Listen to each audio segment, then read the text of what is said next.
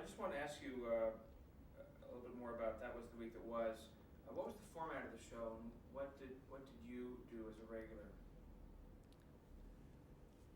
You know, I'm a little hazy about it. I remember I did something that Goodman Ace wrote. Goodman Ace wrote the Easy Aces on radio, and he was a great comedy writer. And he wrote a sketch called Francis and Francis, a man and woman, each of them called Francis. And he would explain politics to her, political issues of the day. I didn't think it was a particularly successful sketch, and I wasn't all that good in it. But I did that and other sketches. With Patricia England? Yeah, she was good. Yeah. And there were songs and sketches, and it was supposed to be about current events. And it was about current events. It just wasn't, I didn't think it was very biting. As a matter of fact, I think I thought it was more biting in the English version of it, which came first. And David Frost would fly back and forth and do both versions. And it was produced by Leland Hayward. Right, right. Or a Broadway producer. Yeah. But I think you couldn't do in America in those days, you couldn't do comedy about politics that took too much of a point of view. You had to sort of be good-naturedly even-handed and make fun of both sides. So as a result, you wound up making fun of things that were more superficial, I think, than fundamental. You, of course, did a whole bunch of various appearances. You were a panelist on the Match Game for a while. Yeah. You know what's peculiar about that, about the way television worked in those days? It probably still works that way. There was, and I think still is, this thing called the TVQ rating, which is it's a combination of, you get a rating on how well the audience knows you, have they ever heard of you, and a combination of that and do they like you. So they combined those two ratings into one number. And if you didn't have a TVQ rating of a certain magnitude, you couldn't get a job on television, which was kind of a catch-22 because you couldn't get the TVQ unless you had a job on television. And I loved games, and I was working on Broadway, and they'd give you $1,000 to spend a day in the broadcasting studio, and I loved broadcasting studios. And you'd do 5 shows, and they'd run them one each day. And that was, I needed the money, and I loved the work. And you could be funny, and you improvised, you played the game, but then you were supposed to be funny in between the questions, and I loved that. What's my line? To tell the truth. And I just did it for the fun. I'd carry 5 days worth of clothing, on my shoulder, and I'd get there and I'd change between shows, and there was a lot of camaraderie. It was very enjoyable. Soupy Sales was always next to me, and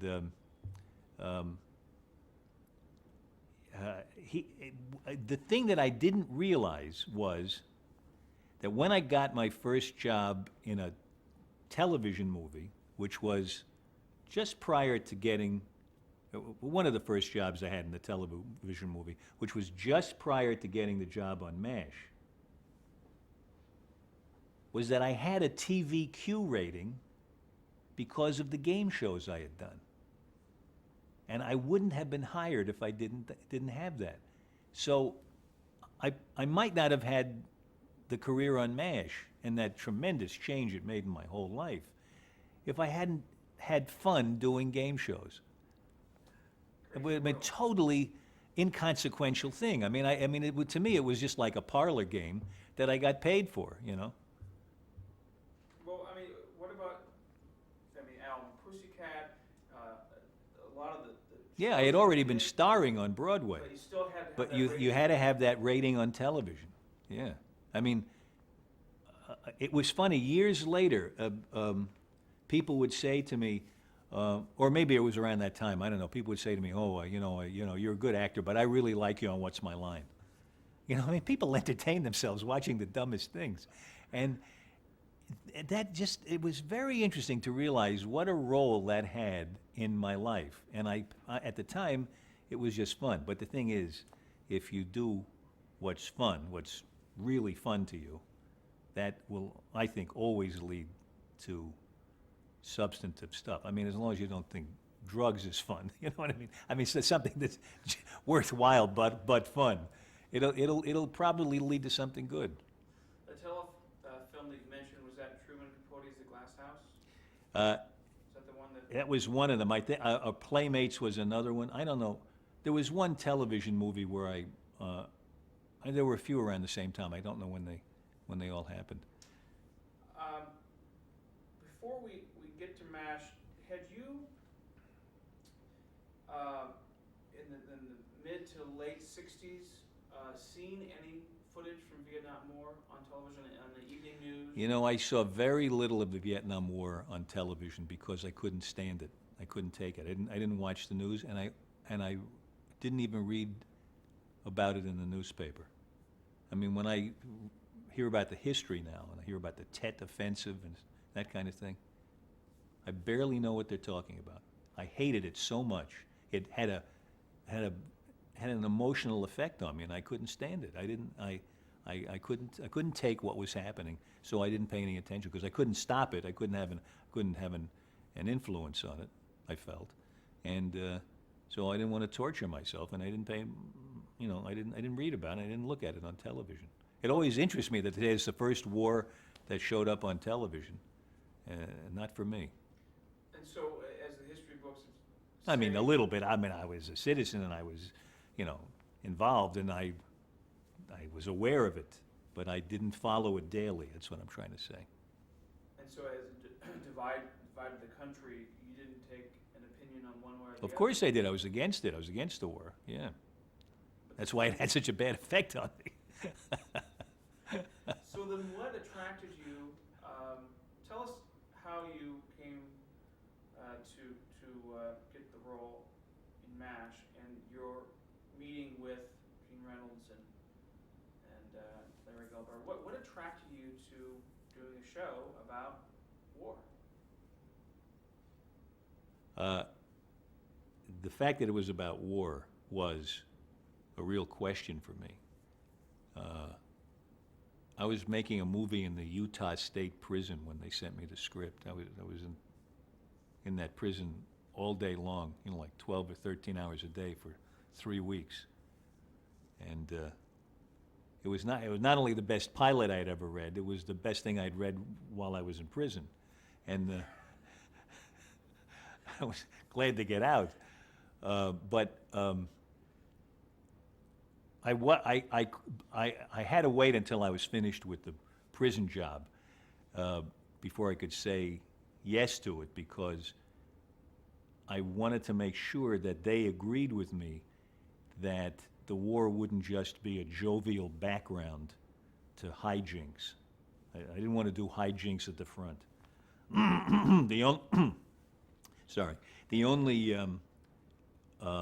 recent example of a wartime comedy was McHale's Navy, which I thought was the kind of thing we wanted to avoid. I mean, everybody was amiable on that program and it was amusing, but it treated the war as just the job they had. I mean, it might have been the newsroom on the Mary Tyler Moore Show. And I don't think war is a job. It's a horrendous event, every one of them. And the people who come back from wars tell you that, and all the research we did certainly confirmed that. And I felt I didn't want to be involved in something that painted war as a neutral or even amusing situation. I wanted, whenever we referred to the war, I wanted us to let everybody know that we knew what we were talking about, that it had this horrific element to it. I also saw that it was that it was going to be a hilariously funny show. But I wanted them both to be there. And I didn't know how they felt about that. That's not something you can talk about on the phone easily. So they had to wait until I was out of prison to, um, to have the conversation so that I could say, yes, I'll do it. And that happened to be the night before they were going to begin rehearsing. They had about 10 days rehearsal, and then we were going to shoot the pilot. So we sat up in a coffee shop in a hotel the night before we rehearsed, and we talked till about 2 in the morning, and they were in complete agreement with me.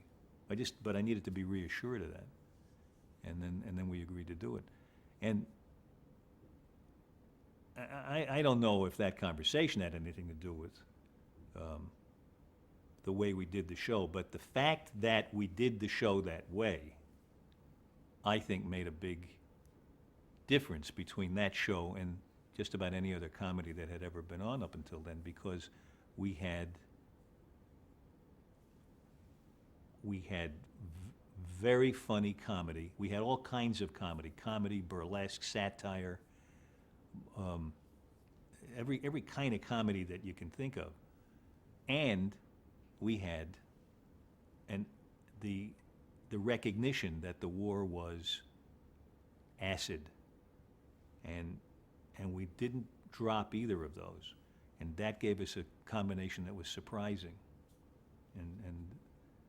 and it helped the audience, I think, once they caught on to us, once they realized what we were doing and where we were, that it gave them a chance to appreciate the show the way you appreciate life. Life has high spots and low spots. Life is not a series of giggles the way most half-hour comedies have tended to be. So that's one of the things I think that made it interesting. It was, by the way, in my mind, not about the Vietnam War. I never thought we were doing a veiled reference. Well, I understood that there were connections because but because it was another war, and it was another war set in Asia. But I didn't think we were trying to convince people of anything about the Vietnam War. I think Larry Gelbart saw a connection very clearly. In the opening shot of the first episode, it says Korea 100 years ago. Now, it wasn't 100 years ago, it was 25 years earlier. But by that, I think he meant, we're going to tell you a story about a war now that took place a long, long time ago, but it's really about now. It was, to say 100 years ago was irony, I think. And I think Larry always looked at it that way. You'll have to talk to him about that, but I didn't really look at it that way. I just thought of us as doing the Korean War. Except that I thought that war applied, what we had to say about that war applied to all wars. You know, it's not a good place to find yourself in. Now, the show went on the air in 1972, which was really towards the end of the Vietnam conflict, and most people had made up their minds about that conflict. I don't think yet. I think well, maybe they knew where they stood on it, but the war was nowhere near resolution at that point. Right. Was there a hesitation on your part to even tackle a subject or a show, or to take on this role that really could be seen as controversial? No, I didn't worry about controversy. I didn't know controversy was something you had to worry about. I was probably naive in that regard. But we weren't in danger of, we weren't ever in danger of political censorship. We were subjected to other kinds of censorship all the time, every day. Network? Yeah. I mean, there was, I have just recently heard that they no longer have an Office of Standards and Practices at networks, which shocks me because every network, each of the three networks had it then, and it was the organ of censorship on the network, which was only had a thinly veiled connection to politicians. I mean, I may be going too far to say this. It may not be quite accurate, but the impression that I have is that historically, politicians have wanted to tame television, tame the content of television. That is to say, in terms of, not politics, but in terms of sex and violence, which are always linked. I'm not sure why, but they put pressure on, historically, I think they put pressure on television networks and said, if you don't clean up your act, we will, which of course I think would be unconstitutional. I don't think they have the right to, just as they did with movies, with the Hayes Office, and then the, which grew into the, what do you call it, the MP. yeah, yeah. Now, so, they had us censoring ourselves so that they wouldn't have to censor us, which I think self-censorship is the worst kind.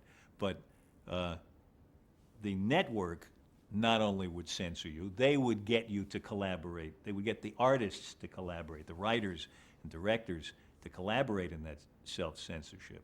From early on, were you pulled into Well, the network? here's the funny thing. We were censored much more stringently in the beginning when we weren't successful than we were when we were successful. All of a sudden, as soon as we were successful, we could pretty much do and say anything we wanted. In the early days, there were some ludicrous examples of this. The Radar at one point, in one of the early shows, said that he was a virgin. This word was excised by the censor. Can't say the word virgin. Now, I thought being a virgin was something that they would like, you know? So if a character on today, if a character on television announced he was a virgin, you wouldn't be able to do the show. The network would take it off the air. We don't want any virgins on the air here. What are you doing? Trying to kill us? Right? So on the contrary, you couldn't say the word virgin. So Larry Gelbart was so pissed at this that he got even with them by the next week having a character say, somebody said to the character, "Where are you from, soldier?" He said, "The Virgin Islands, sir." And they couldn't take that out. Well, I mean, it's these silly games. I mean, they would tell you every week, you're saying too many dams. You should only say 3 dams, 1 hell. And of course, you couldn't say son of a bitch. You couldn't say, these are bastard words that are now, they're spoken, they say stuff that you didn't even say in private then, by the way, the language, to me, I think language ought to all be demystified. I don't think that gutter language ought to have the power over us that it does. It's what it is. It's a thoughtless, crude way of expressing either anger or an attitude towards something, and you ought to so demystify it that it doesn't have that power anymore, and people are going to have to start using real words to express themselves.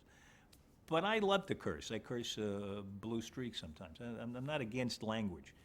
I'm just interested to see the difference between what we were allowed to say under censorship and what they say nowadays. It's very interesting, and in addition to that, it was very interesting to see what we were allowed to say before we were successful and how much more we could say afterwards. So you were brought into these discussions in the first season about network restricting language or restricting, what was the content of the show. That was an early discussion. Well, we all knew about it. I mean, except at one point Larry asked us if we'd like to go down and talk at a press conference. I think it was at the end of the first or second year, because the networks were starting to do something called, under pressure from Congress, starting to do something called the Family Hour. And this was, I think from 8 to 9, you were only supposed to have family-oriented shows. And you could only say and do certain things. And we were objecting to this because it was, in fact, censorship. And my complaint was, if you censor our jokes, then why what will keep you from censoring our political jokes next, and after that, what will keep you from censoring our political thoughts and political statements that aren't funny. I haven't seen, by the way, I haven't seen that progress, the progress from the first of those to the last of those take place, although I think it's still sensible to be worried about that.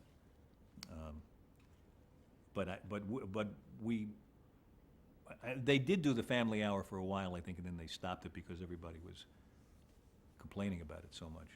Had you seen Robert Altman's film prior to agreeing to the show? I had seen it, yeah, I'd seen it once, about, I don't know, 6 months or a year before we did it. Had you read the book that the? Yeah, well, sure, I read the book, and then when we started doing our show, I read as much research as I could about it. And Larry and Jean interviewed hundreds of doctors and nurses who had been through the experience, and we all picked through that research looking for stories and ideas. You just reminded me of a bit of censorship that was really amazing to me. Well into the show, well into the series, after we were very popular and could mostly do what we wanted, I had written a show in which Margaret Houlihan comes into the tent, into my tent, and she says, at one point in the scene, she says, "How dare you parade that thing before me?" And she points to a pile of laundry where there's an athletic support or a jockstrap. The network said, you cannot name it, you cannot show it, you can't even see a bit of white cloth. Now, this is really interesting. You can't see a piece of underwear that a man wears, but every week for several years, we had never been censored seeing ladies' brasiers, panties, silk stockings. I'd get hit in the face with these things. I'd walk through clotheslines and get tangled up in their underwear. But because it came in contact with women's erogenous zones, it was okay, but not men's. Really interesting. That was somehow filthy and degrading to do that. And that was after we didn't have much censorship pressure on us. It was crazy. I tell you, when you allow censorship, I think you get crazy thinking that rises to the surface. The atmosphere on the set was, we just kind of laugh about this and you have to do it anyway because that's the final word? Or when you have a system like that, like when you had communism in Russia, you had a black market economy. People find ways around it. We knew that they would cut in half the number of dams that we had in the script, so we'd put twice as many in, if we felt we needed a dam. I mean, it gets so silly. It's childish. Why should you make such an issue out of this language? Because the language is it's just words, in my opinion, anyway. But you reminded me since we're talking about television in general and the subject of censorship, I wrote and directed a movie that I acted in called Four Seasons. And there's a scene in that movie where Carol Burnett and I, who are married, are in a bunk in a cabin in a boat, and we're listening to another couple in another cabin as they're making love. And you hear the noise of it, and it's embarrassing to us, and we start to giggle. That scene it's a funny scene because it embarrasses the audience, and it makes the audience. You can't watch it without laughing, I think. I wanted to show that when I was promoting the movie. I brought a clip of it to The Tonight Show to show it on The Tonight Show, and I figured it's late at night. It's about 12:30 at night. It's It's a little risque, but it's very funny. It seems perfect for the Tonight Show. The censor, the NBC censor said, you cannot show that. We have a rule that you cannot portray sex, the sex act, either visually or the sound of it. So the sounds of moaning from the other room, as funny as it was and as innocent and simple as it was, could, on the Tonight Show. Now the Tonight Show was a show in which they made jokes about women's breasts routinely. They replayed over and over again the shot where one of the Ames brothers throws an axe and hits the Indian in the crotch, and then Johnny Carson would stagger around holding his own crotch. Now this is what they did, this kind of burlesque vulgarity, and I couldn't show my film clip. It's In 1981, it's not, I mean. right. This is not that, not that long ago. I mean, they'd already made some progress, one would think. But, and by the way, I don't necessarily think it's progress to do childish humor. I mean, my grandchildren, I see when they reach a certain age, they just love to make jokes about genitalia and body functions. I mean, so it is childish. But it's childish. It's only childish. It's not a serious threat to the democracy, you know. But it's so interesting how what a grip censorship had on us at one point.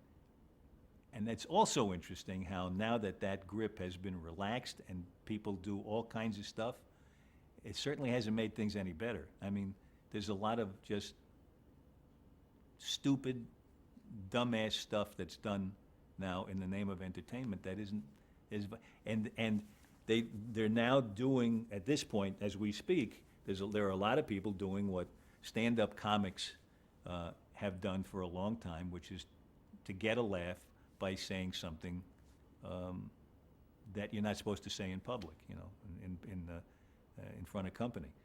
And that's the cheapest kind of laugh you can get. So it's only added to. Here I am defending, speaking against censorship, but with censorship gone, things aren't any better.